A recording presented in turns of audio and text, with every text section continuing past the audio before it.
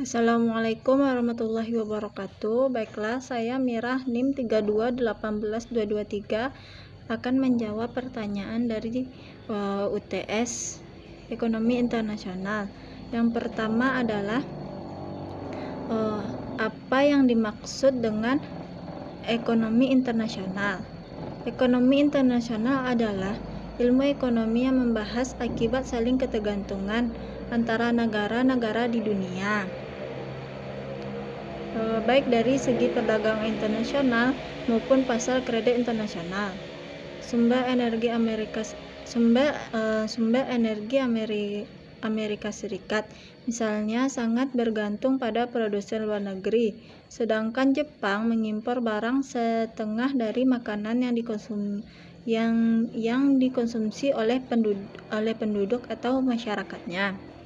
Sebaliknya, negara-negara berkembang sangat membutuhkan teknologi yang dikembangkan dan dihasilkan oleh negara-negara industri.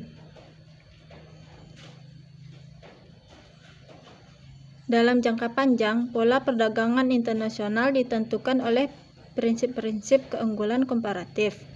Kedua, kenapa penting belajar ekonomi internasional?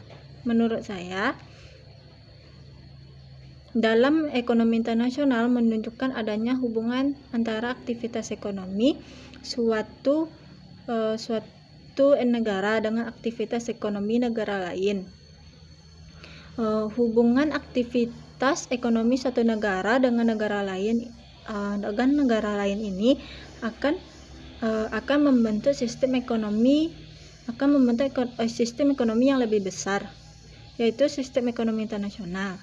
Dalam mempelajari ekonomi internasional, terdapat beberapa topik yang perlu mendapat perhatian kita, yaitu pertama, perdagangan internasional, yang kedua, pembayaran internasional, ketiga, neraca pembayaran, dan keempat, kerja sama ekonomi internasional. Pentingnya studi ekonomi internasional karena pada saat ini pengaruh globalisasi ekonomi dunia yang ditandai ciri-ciri atau karakter yaitu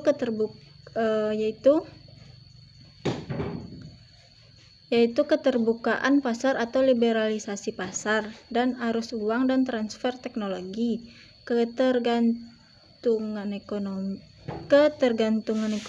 suatu negara terhadap dunia luar, di mana adanya perusahaan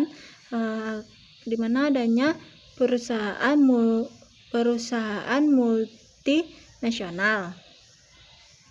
Kemudian jelaskan perbedaan pandangan perdagangan menurut kaum merkantilis Adam Smith maupun David Ricardo. Yang pertama, menurut kaum merkantilis, adanya tujuan utama melakukan perdagangan internasional ini adalah untuk memperoleh tambahan logam mulia.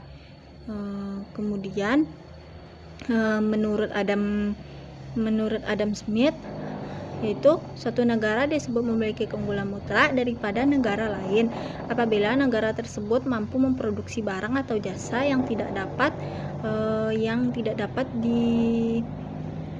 dapat diproduksi oleh negara lain. Sedangkan menurut David Ricardo adalah suatu negara disebut memiliki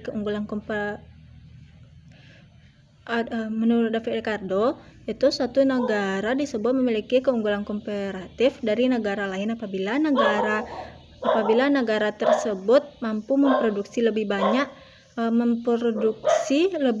barang atau jasa dengan efisien dan biaya yang lebih murah bila dibandingkan dengan negara lain.